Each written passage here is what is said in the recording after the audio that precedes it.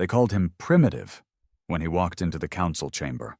No armor, no weapon, just a plain black coat, worn boots, and a quiet glare that silenced the room louder than any war cry. Every delegate from the Galactic Empire was there. Towering reptilian strategists, violet-skinned tacticians with neural uplinks fused to their skulls, synthetic minds floating in hoverpods, gathered to hear the human representative speak, or beg. That's what they expected. Another backwater race crawling for trade agreements or amnesty. But what they got was silence. Then 5 words. "We know what you did." The room shifted. The Zarn diplomat tilted its frilled head. "Excuse me?" The man, he never gave a name, set down a small black cube on the marble floor. Nothing special, looked like a toy. Then it lit up. Every power core in the building flickered. Every surveillance drone dropped from the ceiling, and the air changed. Not like temperature, like reality itself took a step back. "What is that device?" someone barked from the Worthra sector. He didn't answer, just looked at them. "This isn't a device, it's evidence."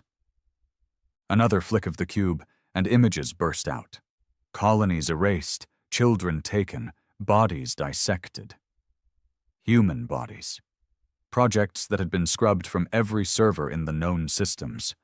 Projects that never should have been possible. "You experimented on us. You called us beasts. You thought we were behind. But we were watching. Learning. Quietly. Carefully." The Allori Prime shrieked. "That's classified. How did you—" "We broke your encryption 15 years ago," the man said. "We cracked your best AI in 2 days. We've had access to your data streams, battle plans, and Black Ops for over a decade." Silence. The kind that suffocates. Then came the tremble. It wasn't fear, not yet.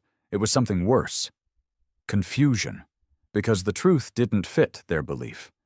Humanity was supposed to be inferior. That was fact. That was order. And this man? He was flipping the table.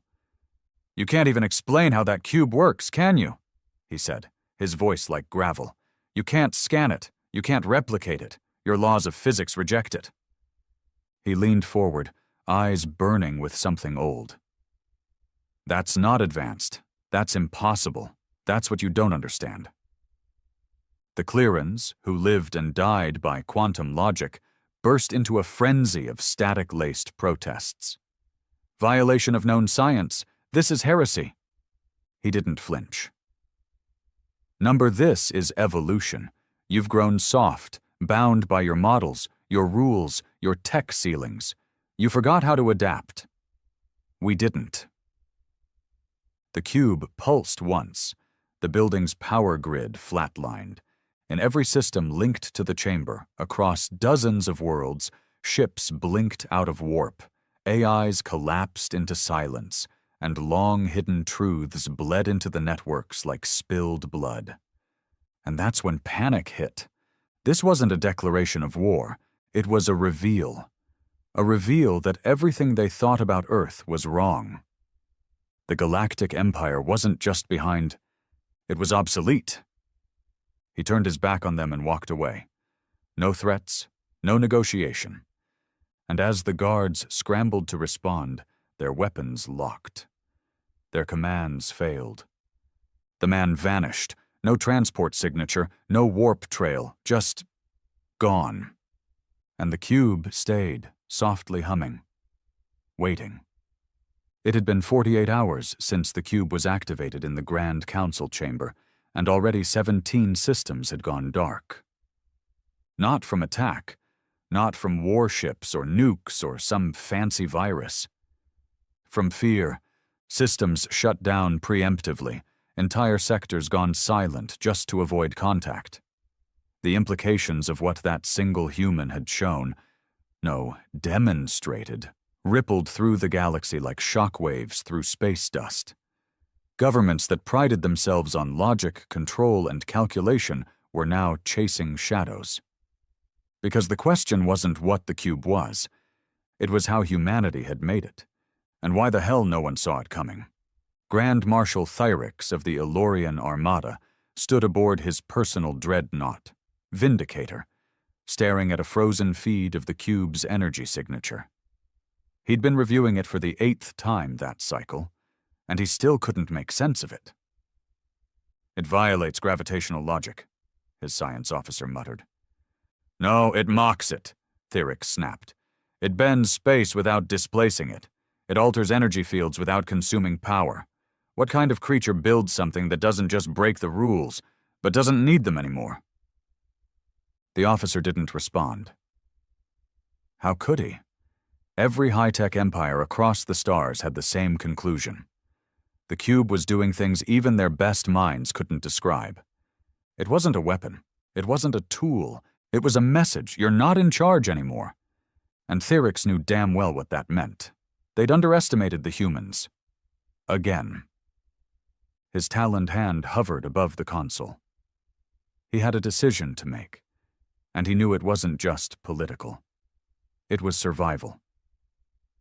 Back on Earth, somewhere far beneath the Rocky Mountains, the man from the chamber walked into a steel room lit by nothing but soft blue glows pulsing from the walls.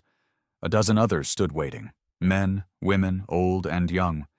Scientists, soldiers, engineers, all quiet, all focused. At the center, another cube, not identical. This one was blacker, hungrier. Its edges seemed to shift, like it was half inside this reality and half somewhere else entirely. "It worked," he said, taking off his coat. A woman with cybernetic eyes nodded. "More than we expected. The Empire's already freezing trade lanes. Communications are folding into lockdown. They're scared." "They should be." Another man approached, grizzled, scarred, with hands that looked like they hadn't been clean in years. "How long till they realize we didn't just make that tech?" "They won't," the first man replied, "because they can't." Silence settled again. This room wasn't one of celebration. There was no cheering, no self-congratulations, because what they'd built, what they'd unleashed, wasn't just human-made. It was post-human. The cube wasn't created in the traditional sense. It was grown, cultivated through processes that involved synthetic consciousness, experimental time loops, and theoretical materials that didn't even have names yet. It was as much alive as it was a machine, and it communicated in math humans still barely understood. But that was the point. Humanity had stopped trying to play catch-up with the rest of the galaxy. They'd started playing a different game entirely. Meanwhile, chaos gripped the Galactic Empire's outer colonies. Entire fleets began pulling back, surveillance stations left unmanned, defense grids powered down out of sheer uncertainty. Every alien race, from the cold-blooded Clyrans to the silicon-boned Tavari, was holding their breath. Who were the humans, really? Because up until now they were background noise, barely spacefaring, constantly at war with each other, obsessed with primitive things like money and politics and pride. They were noisy, irrational, and didn't even live long. But now? Now they'd shown something that couldn't be ignored. A Zayari warlord summed it up best in a broadcast that went viral across 7 star systems. "We built our empire on control. They built something that rejects control. If that's human thinking, we are extinct. We just haven't realized it yet." Thyrix had enough. "We're not waiting," he barked to his crew. "What are your orders, Grand Marshal?" his second asked. "We're going to Earth." A gasp spread across the bridge. Not metaphorical. Actual shock. "You want to invade?" someone asked, barely keeping his voice steady. "Number not yet. We make contact. We demand answers. And if they won't give them—" He paused, letting the weight of his words crush the air. "Then we make them bleed." The Vindicator turned, its colossal frame igniting its dark matter engines. Within minutes, it warped from Empire space, en route to Sol system, to Earth, to the unknown. But Earth wasn't caught off guard. Humanity had planned for this. The moment the Vindicator warped into Soul's edge, alarms blared in Black Ops stations hidden on Mars, Europa, and even deep beneath the oceans of Earth. But there were no panicked responses, no scrambling. Instead, a single message was sent to the Council below the Rockies. "They're here." The man who'd stood in the chamber didn't flinch. "Let them land." "You sure?" the grizzled engineer asked. "They're bringing their elite. Full armament. Could glass a continent if they wanted." "They won't." He looked toward the blacker cube, pulsing now in sync with the orbiting ship's arrival. "Because they still think they're in control." On board the Vindicator, as Earth's moon loomed in the distance, Thyrix stood tall on the observation deck. "Any resistance?" he asked. "None. Passive satellites only. Some are old Earth tech, 20 years outdated. No orbital fleets detected." Thyrix narrowed his eyes. That didn't sit right. "Land in their capital zone. Deploy escorts, but no weapons drawn. I want to speak with their leadership directly." As the ship descended, cutting through the atmosphere with precision that left a thunderclap in its wake, humans on the ground barely looked up. Some recorded the landing. Some ignored it completely. No scrambling jets. No mobilized troops. Just silence. It unnerved the crew more than open hostility would have. The diplomatic pod touched down in what used to be Washington, D.C., now a heavily restored urban complex simply called the Core. No national borders, just zones. Zones of humanity that worked like a single mind now. Thyrix stepped onto the ground. 4 elite guards followed, scanning every inch of the terrain. But nothing came. No troops, no weapons, just one man, standing in the open, arms crossed, that same worn coat, boots dusty from ground he never bowed on. "You again," Thyrix muttered. The man nodded once. "Welcome to Earth." Thyrix didn't waste time. "What is the cube?" The man raised an eyebrow. "Which one?" The human gave a soft exhale, like a teacher talking to a student who still didn't get it. "It's a prototype." That word hit harder than any missile. "Prototype?" Thyrix barked. "That wasn't your finished product?" "No." The silence that followed could crush planets. "I want answers," Thyrix said. "Now, or we burn this city to the ground." The man didn't flinch. Instead, he stepped closer. "You're not asking for answers," he said.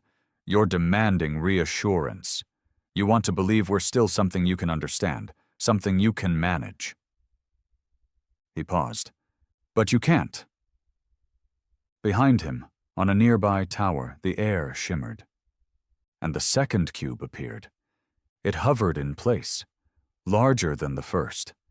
Then its shape shifted, edges folding, dimensions twisting, until it looked like a collapsing star wrapped in shadow. "Fire if you want," the man said, turning his back again. "See what happens." Thyrix didn't move. His soldiers didn't either, because they all felt it. That second cube, it wasn't technology. It was a verdict. In the Vindicator's command deck, warning lights began flashing. "Sir, we've lost connection to orbiting systems. Our engines aren't responding." "What do you mean?" "I mean, we're stuck here." Back on the ground, the cube pulsed once, and every weapon the guards carried disassembled. Not exploded, not jammed. They simply unraveled, metal, circuit, crystal, into dust, right in their hands. Thyrix stared at his own hand, shaking now. For the first time in his long, brutal military career, he felt powerless. The man stepped close again, face grim. "You came here to understand how we did it," he said. "You missed the point. We didn't do it to you. We did it without you." And then he whispered the last line like it was prophecy. "And we don't need you anymore." For the first time in over 1,000 years, the Galactic Empire couldn't move. Literally. The Vindicator, their most powerful dreadnought, hovered uselessly in Earth's upper atmosphere. No engines, no shields, no warp drive. Just a shell of expensive metal and pride, helpless against a force none of them could explain. And on the surface, Grand Marshal Thyrix stood stunned, watching as the second cube, larger, darker, alive in a way nothing synthetic should be, floated lazily in the sky. It didn't spin. It pulsed, with purpose, with awareness. It watched. "You've crippled our ship," Thyrix finally managed, his voice quieter now. "This is an act of war." The man in the coat said nothing for a long moment, then, "There's no war to fight. You've already lost. You just haven't accepted it yet." One of the Elorian guards, younger, twitchier, tried to lift a pulse rifle, forgetting what had just happened to their tech. The weapon hummed, then melted in his grip. He screamed and fell to his knees, the metal fusing with his armor. "Don't," the man said calmly. "The cube doesn't like fear." Thyrix's eyes narrowed. "It's sentient." "No," the human said. "Worse, it's intuitive." He stepped forward slowly, boots crunching over the gravel of Earth's former capital. "We spent generations catching up to you, watching, decoding, mimicking. We thought we were behind, but somewhere along the way, we stopped trying to be like you, and started becoming something else." The cube overhead flashed again. Back on the Vindicator, emergency systems sparked to life. But nothing worked. The ship's AI screamed error codes in dozens of dialects. Power surged and collapsed in loops. Core systems rewrote themselves in real time. Garbage data being replaced with symbols and code strings no one on the crew could recognize. One tech officer threw his headset off. "This isn't a hack. It's a rewrite. It's changing our language structure at the base code level." "What does that even mean?" the captain barked. "It means it's treating our ship like it's primitive, like it's updating a toy." Down below, Thyrix was beginning to understand. "You didn't invent that cube," he said. "You unlocked it." The man nodded. "We stopped trying to build things with bolts and fuel and predictable outcomes. We started listening." "To what?" The man tapped the side of his head. "Patterns, waves, possibilities. Reality has seams. We just learned how to pull on the threads." "Impossible." "You keep saying that word." Thyrix felt the dread forming deep in his chest. Not the dread of defeat, but the dread of irrelevance. He had commanded fleets that reduced planets to dust. He had shattered alliances with a single word. He had faced beasts, machines, revolts. But this wasn't war. This was being left behind. "What do you want from us?" he asked finally, and though he hated how small his voice sounded, he needed to know. The man didn't answer at first. He turned and walked toward a long-forgotten building. It had been a monument once, a place where ideas lived, cracked now, but still standing. He gestured for Thyrix to follow. Inside, old screens flickered to life.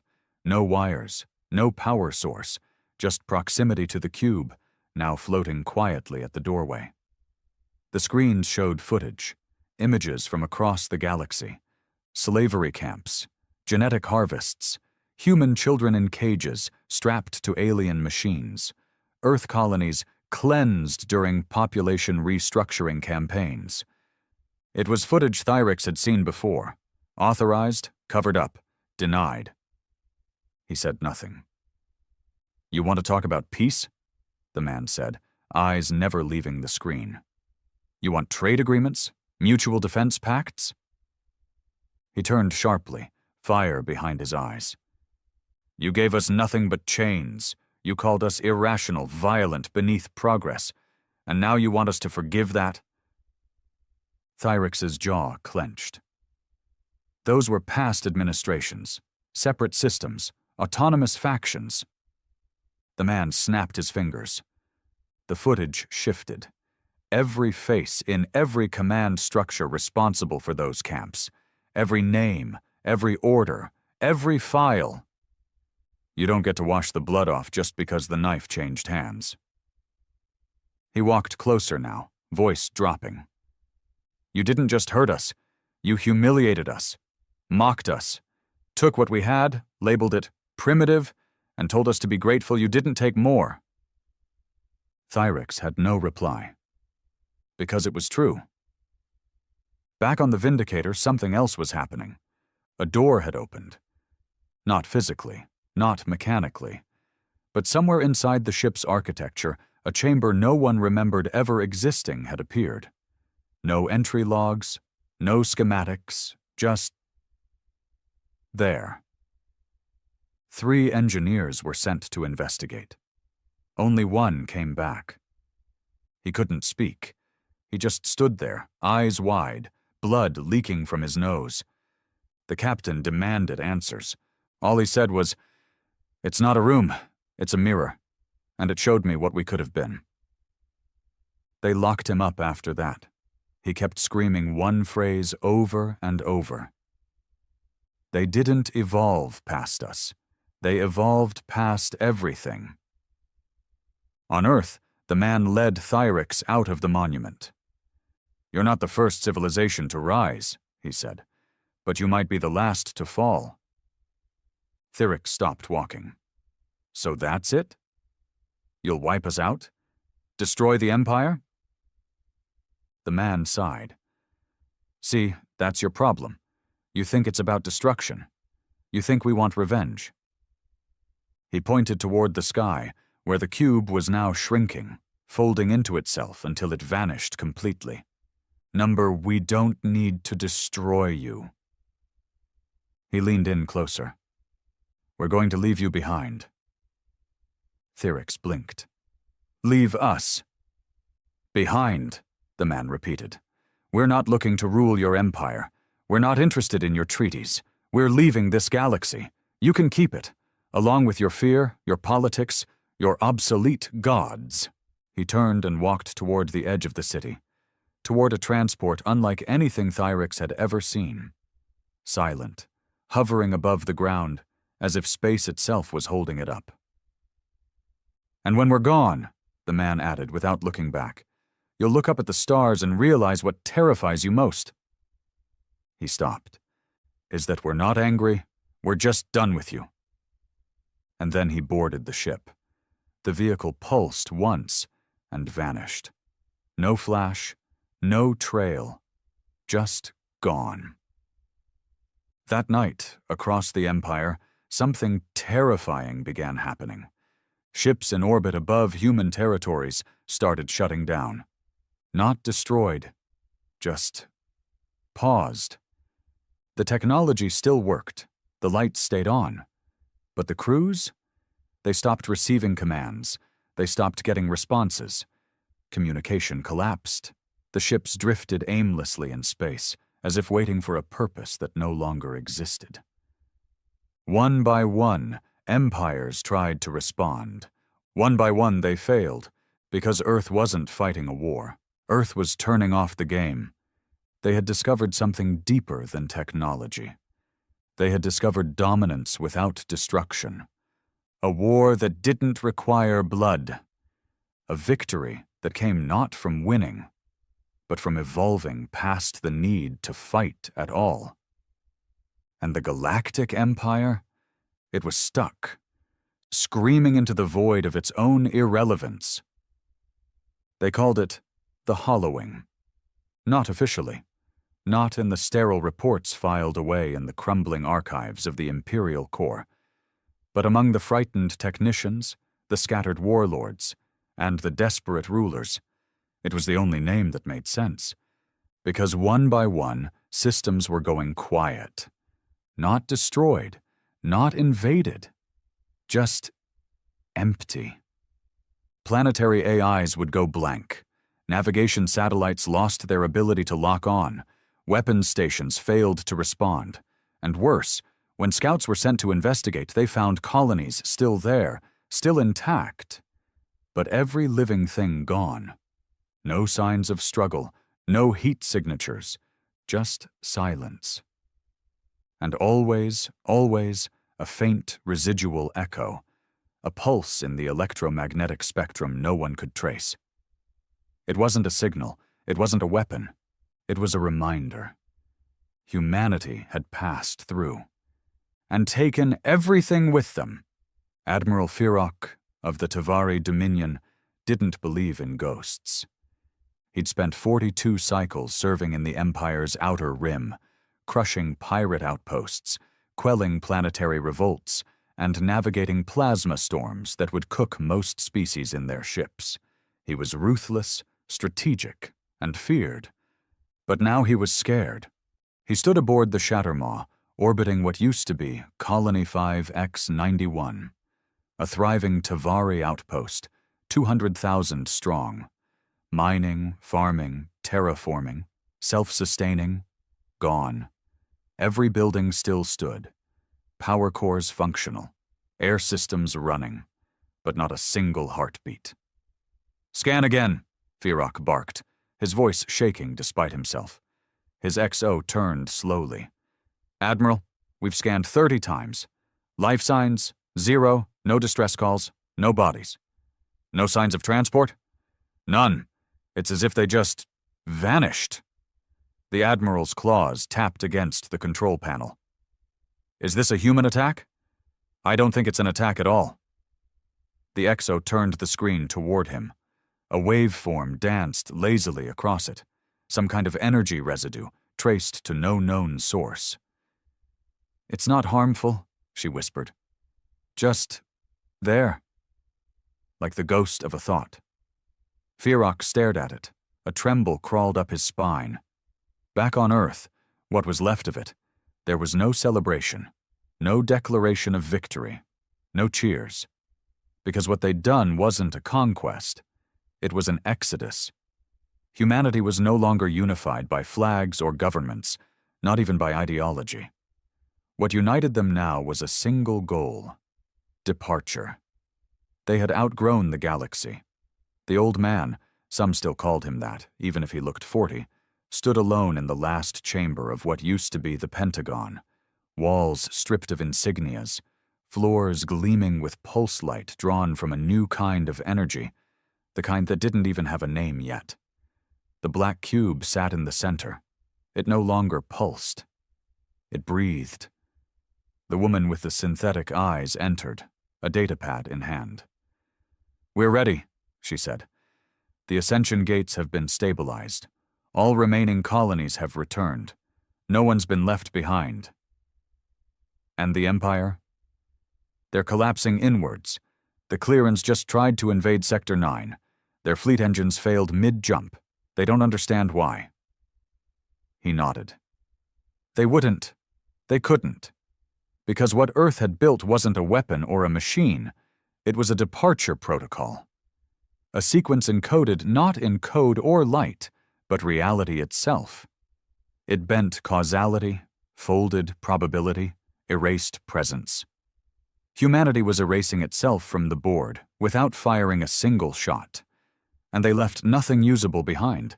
No scraps, no reverse engineerable tech, nothing to steal. Only the whisper of something impossible.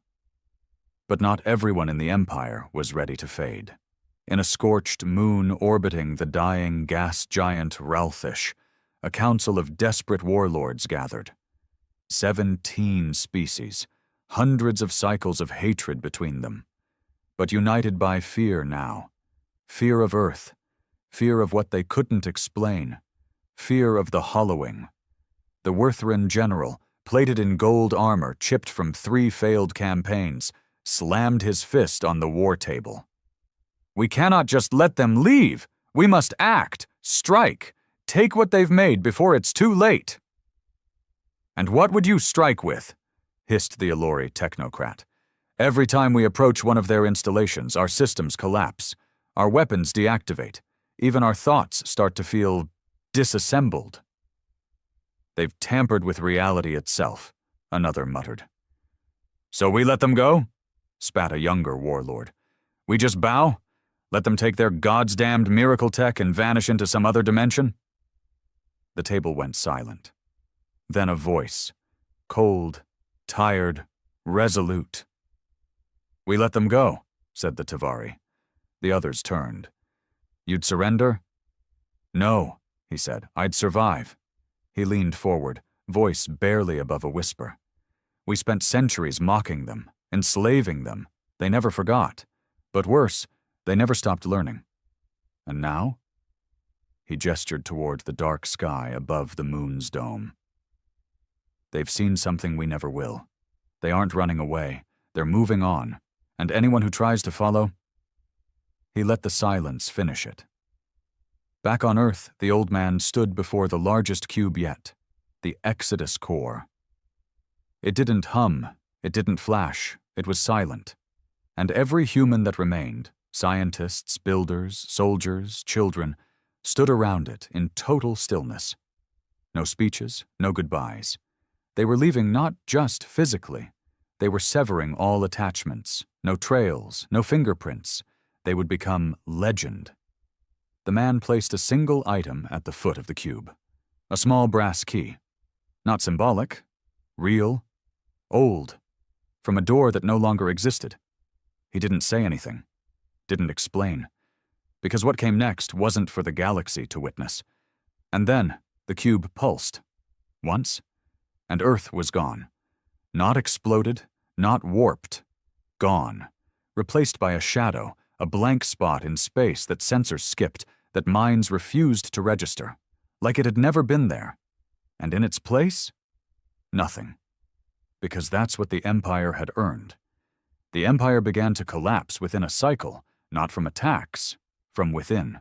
The Tavari mining fleets lost track of navigation charts.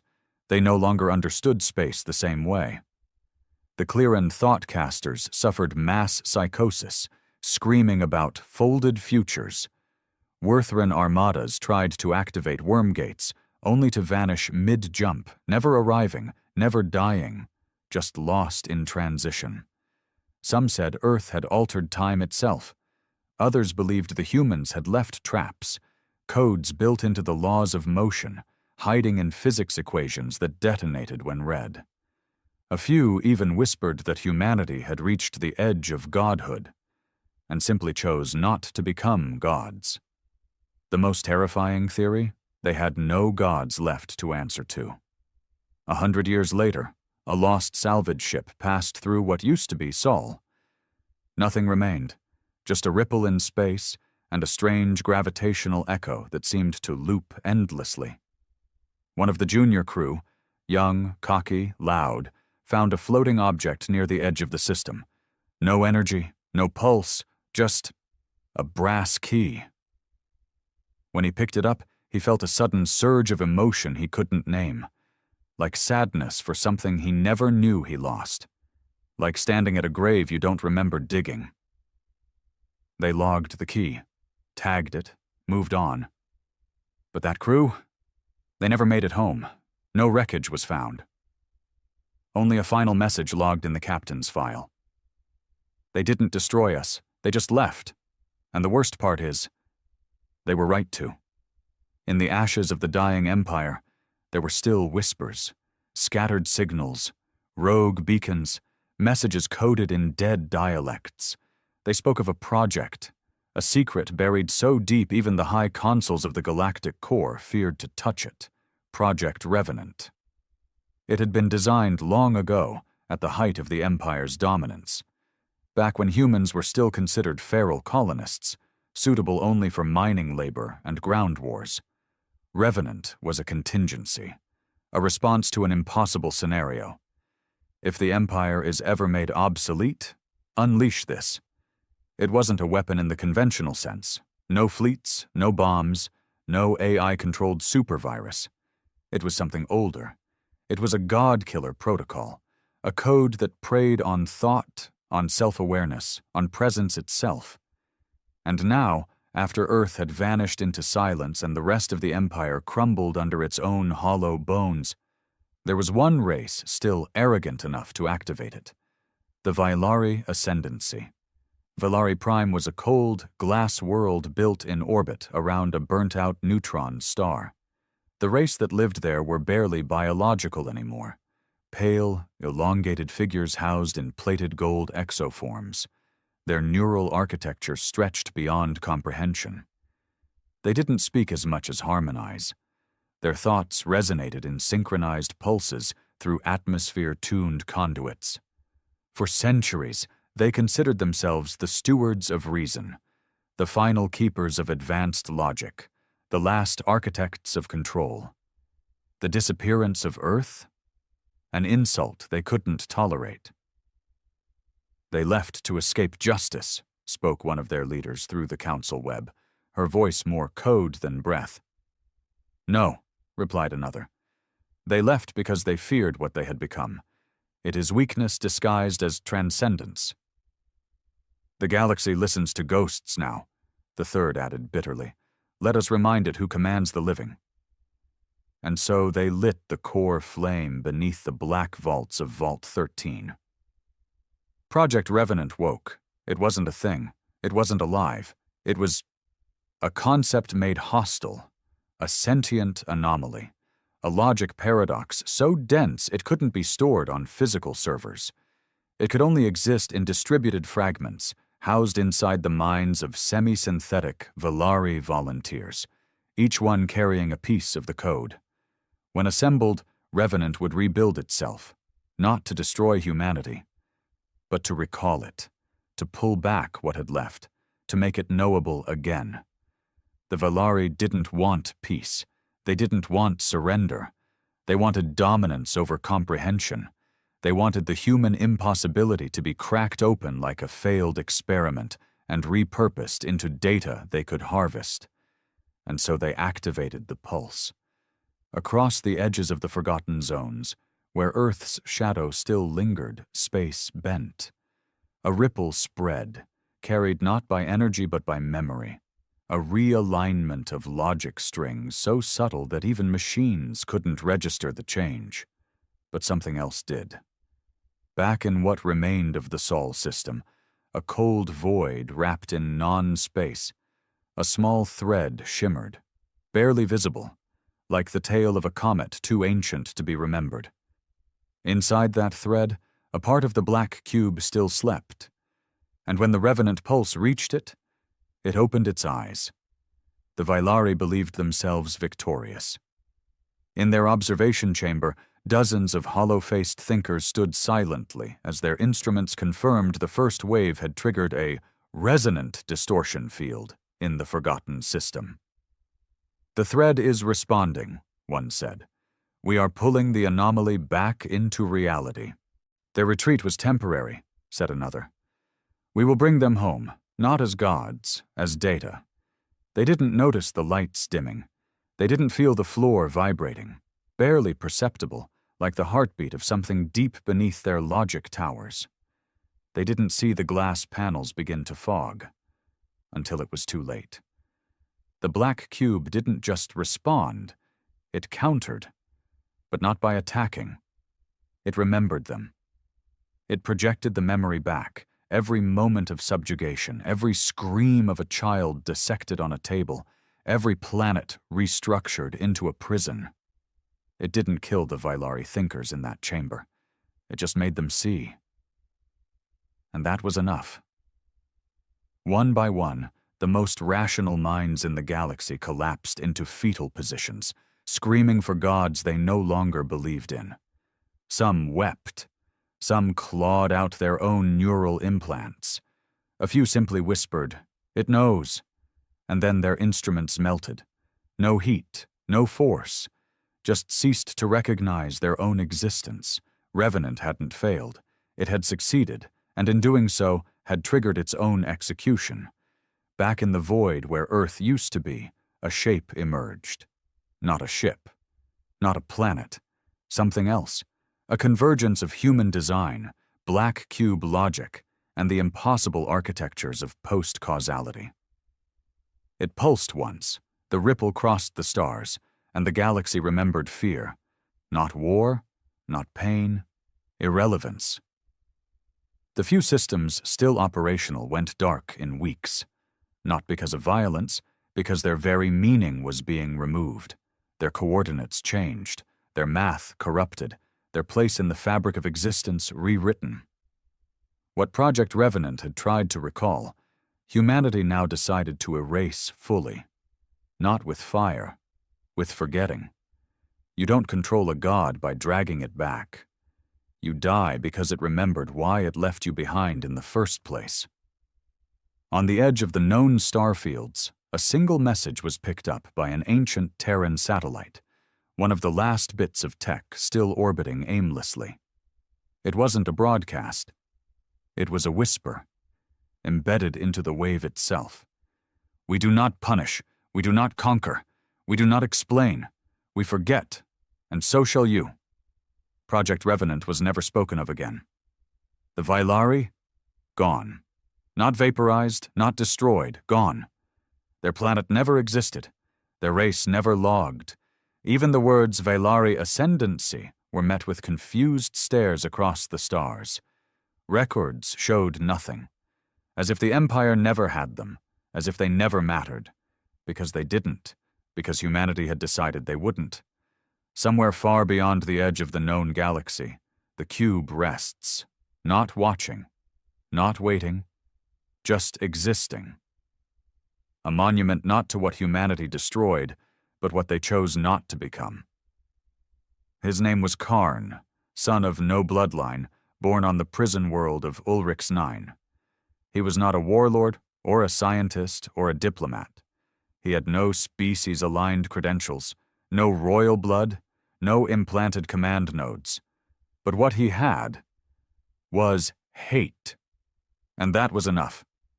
When the Galactic Empire fell, Karn had been nothing. A nameless ex-miner turned scavenger, left to pick the bones of old warships and forgotten settlements. He watched empires die not from missiles or bioplagues, but from silence. From vanishing records. From stars being skipped over on star charts that once marked them as capitals. He had watched it all, and he remembered. He remembered Earth. He remembered the day he heard the story. Secondhand, maybe false, maybe fantasy, of a man in a black coat walking into the Galactic Council and bringing the universe to its knees without raising a single weapon. Everyone else forgot. Their minds unraveled. Their systems failed. But Karn, he carved it into his skin. Literally, across his arms, down his spine, over his chest, coordinates, names, phrases, the shape of the cube burned into flesh with a repurposed plasma scalpel. You may forget, he muttered daily, sharpening salvaged metal into crude blades. But I won't. Not ever. And now he stood before the last remaining vessel of its kind. The Thornwake. It wasn't a warship. It was a long-range salvage transport, powered by semi-sentient crystal arrays and an outdated jump core. Every system inside it had been illegally modified, ripped from dead ships, spliced together with black market AI routines, and held together by Karn's rage. The Thornwake was a monster. Ugly, broken, borderline suicidal, just like its pilot. And its target? The void where Earth had been. The old coordinates had been wiped from every active system. Maps rerouted. Memory sectors corrupted. But Karn didn't rely on systems. He had the scars. And so, guided by blood and fury, the Thornwake tore through the dead edges of the galaxy, moving toward the black hole of history where humanity had vanished. No warnings, no signals, just a goal. He wasn't going to beg for survival. He wasn't going to reclaim the Empire. He was going to make them remember him. It took 17 jumps. Fuel nearly ran dry. His nav core fried itself on the 15th transition, forcing Karn to blind jump the last 2 sequences, using nothing but stellar drift and gravitational echoes. And then, silence. No stars. No light. Just a black void that sensors refused to read, a pocket of nothing. But Karn saw it. He stepped to the forward glass, blood leaking from his nostrils after the last jump, bones aching. There it was, the scar where Earth had been, still invisible to the galaxy. But not to him. "I see you," he whispered, teeth clenched. And then he did the unthinkable. He broadcasted. He'd cobbled the transmission rig together from an old distress beacon and the consciousness core of a long-dead Zyari linguistics drone. It didn't send messages in known languages. It sent raw cognition, emotion packaged in quantum spike waves, impossible to intercept, impossible to decode, unless you were human, unless you had built the cube. Karn stood before the beacon, chest bare, scars pulsing, and he screamed hate into the void. He poured decades of loss, of suffering, of being erased, into one long scream that fractured the rig's housing. He screamed until blood coated the inside of his mouth. Then he said the only words that mattered. "I did not forget you, so now you will not forget me." At first, nothing happened. The Thornwake drifted. Karn collapsed against the bulkhead, throat torn, hands shaking. But then, the lights dimmed. One by one, his ship's systems began to shut down. Not fail, shut down, politely, as if being told, "You no longer belong here." But Karn only smiled, a savage, broken smile. "I knew you'd answer." Outside the ship, reality folded. It didn't tear, it didn't crack. It curved inward, like the universe was being turned inside out to allow something to arrive. And then it appeared. Not a cube, not a vessel, just a presence. A ripple in the glass of space, in the air inside the ship, in the back of Karn's skull. It wasn't violent. It wasn't loud.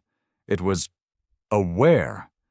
Karn stumbled toward the center of the deck, shirtless, gasping, chest rising and falling with exertion and euphoria. "I'm here," he said. "Come on, show me your truth, or kill me." The presence didn't move. Because it didn't have to. It projected, not light, not images, memory. Karn was no longer on his ship.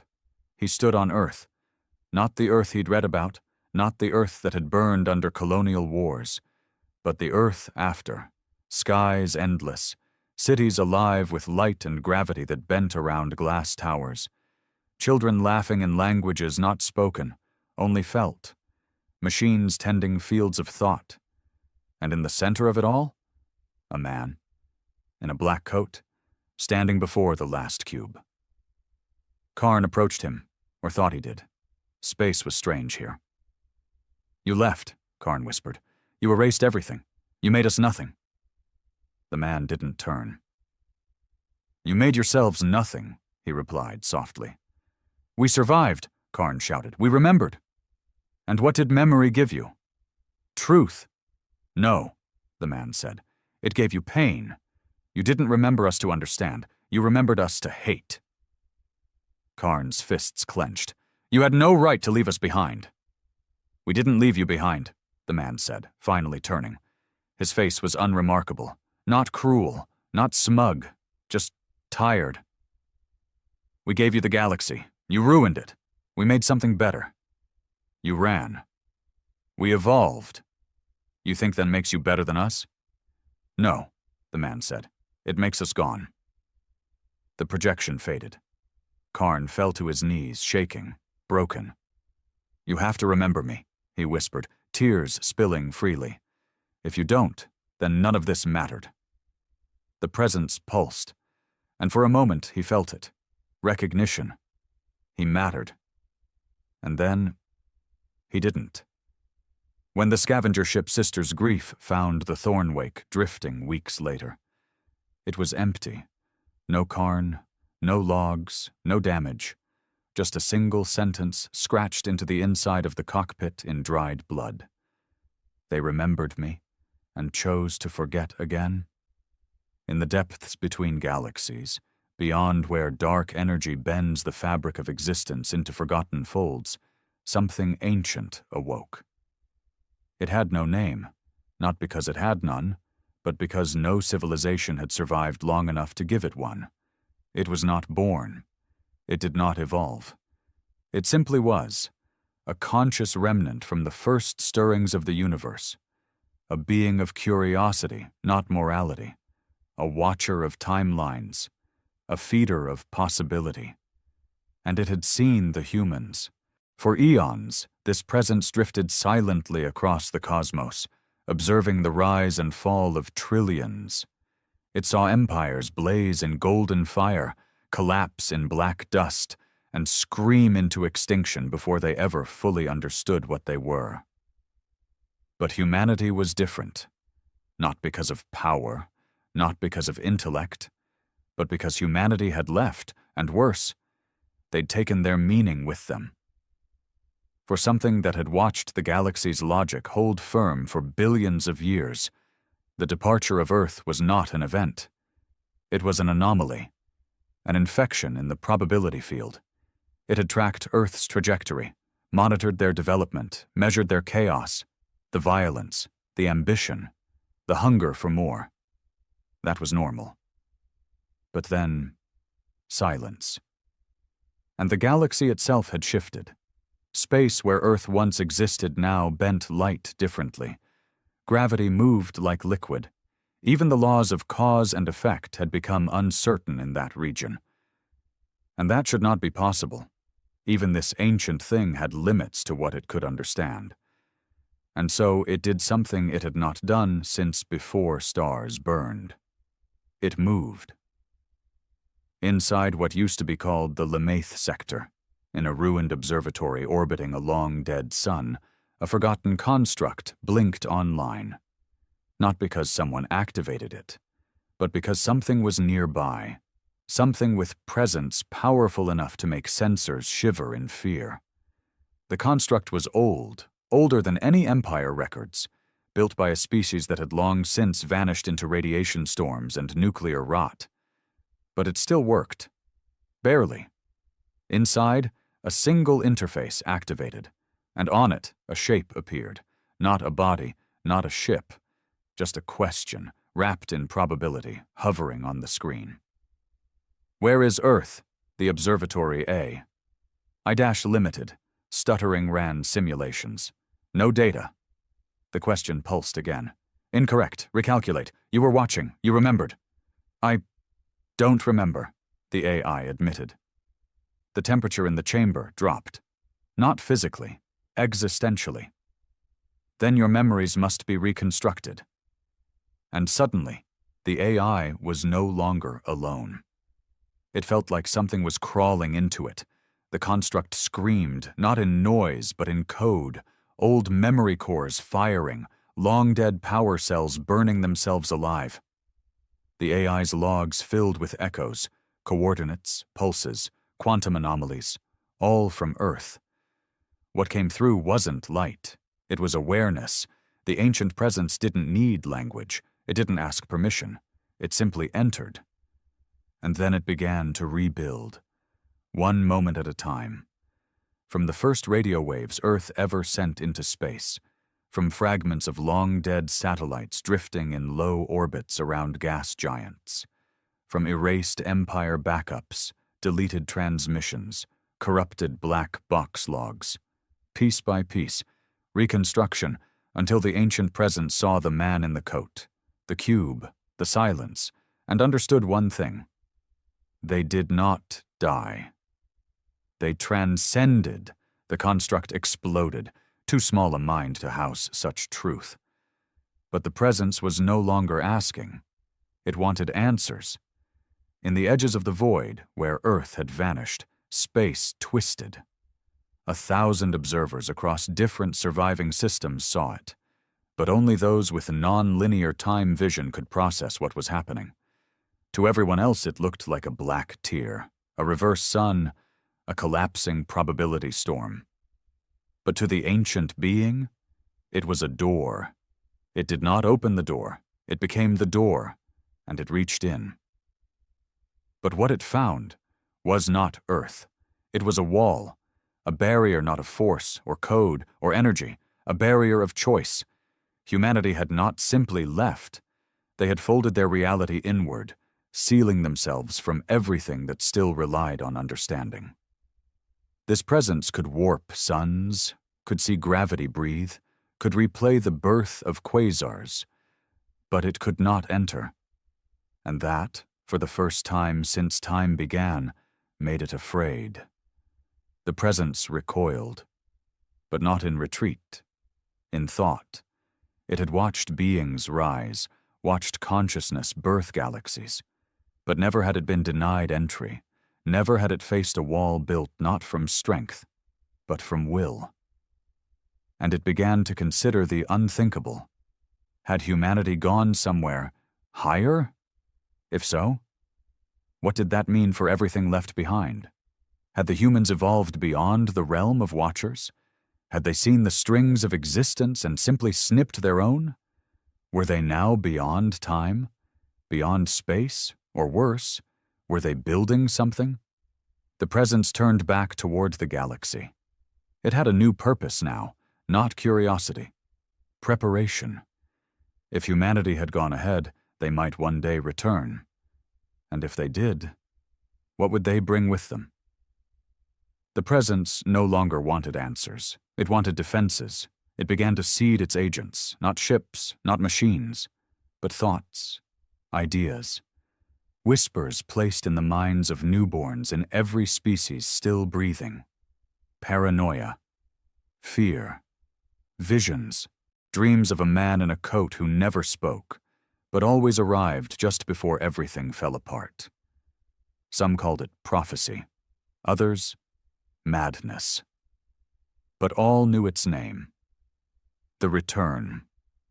Somewhere, deeper still, behind the wall Earth had built, inside the impossible space where humanity now existed, something shifted. A light blinked. A message was received. A child, barely conscious in the new plane, turned to the elders. "They're scared," he said. The oldest one, neither man nor woman, neither machine nor flesh, smiled. They should be. The moment came without warning. In the silence beyond the void, a light blinked once, not bright, not loud, just present. And across the entire galaxy, every remaining machine, every functioning server, mind link, beacon, and forgotten scrap of circuitry lit up with a message. It was simple. We have not returned, but we are watching, and you still do not understand. It wasn't a threat. It wasn't a call. It was a diagnosis. The ancient presence stirred in response, wrapping itself tighter around the broken edges of the galaxy like a wound dressing itself in armor. It had spent cycles preparing. It had woven itself into prophecy, planted seeds of fear, built conceptual bunkers within civilizations that still dared to crawl through their own ashes. But this message, it burned. Because it confirmed what it feared most. Humanity was not just gone. They had transcended judgment itself. And yet, it still hoped. Hope, for something as old as creation, was dangerous. Hope implied the possibility of contact, a chance to pull them back, to bring meaning to their absence. And so, in desperation, or maybe defiance, it crafted one final act.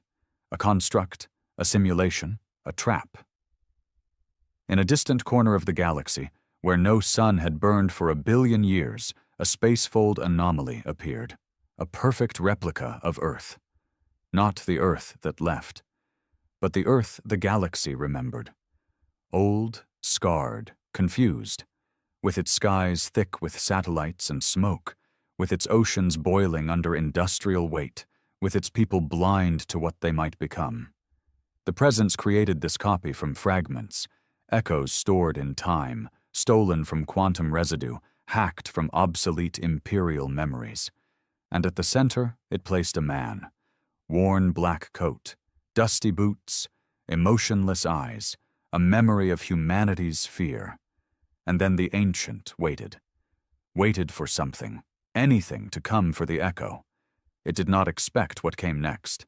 The construct cracked, not physically, existentially. A sound entered the simulation, a vibration that didn't echo in air but in thought, and then, standing opposite the false human it had made, another figure emerged. Younger, calm, real, not an echo, not a memory, a child, human, but not. His skin shimmered with unreal tones. His eyes carried no emotion, only deep, ancient clarity. He wore no coat, no armor, just a simple white tunic. And when he spoke, the entire construct quaked. "You made this to bait us, but we've already seen it." The ancient presence collapsed into itself, shedding the illusion of the Earth-like world. It tried to hide, to shield itself within conceptual layers of cause and effect, tried to protect its question, but the child didn't pursue it. He simply walked forward, and with every step, time itself rewrote, stars reformed, planets spun backward, events unraveled. The presence saw itself, its own creation, folded in reverse. Entire races it had manipulated blinked out of sequence. Its agents, its whispers, its fear, they were being erased not as punishment, but as irrelevance. "You do not understand us," the child said, "because you were always trying to observe a mirror. But we did not rise above you. We let go of what kept us with you. And now you are asking the wrong question." The ancient presence shuddered. For the first time in forever, it whispered a plea. "Then tell me, what is the right question?" The child looked into the black. His voice dropped to a whisper so soft it rang like a hymn inside the structure of space itself. "Why didn't we come back to save you?" And the presence wept. Elsewhere, what was left of the galaxy received its second message. No warning, no light, just a sensation, like the moment before thunder, like the knowledge of death in the heartbeat before it happens. And then, 3 words spread across every system, in every language, even those long dead. "You were offered." That was it. No weapon followed, no wave of warships, no plague, no judgment, just a door, opening. One last time. In the debris belt of the ruined Clearan capital, an abandoned research drone suddenly activated. Its code, once erased by human anti-tech pulses, had somehow returned. Inside it, a shape began to form. A cube. Smaller than the others, unstable, but pulsing. A surviving scientist, long thought mad, crawled from her shelter. She wept as she looked upon it, not out of awe, but from some distant, ancient guilt. And when she touched it, she heard a single voice. "We did not abandon you. You chose to remain behind." And then it vanished, leaving behind only clarity.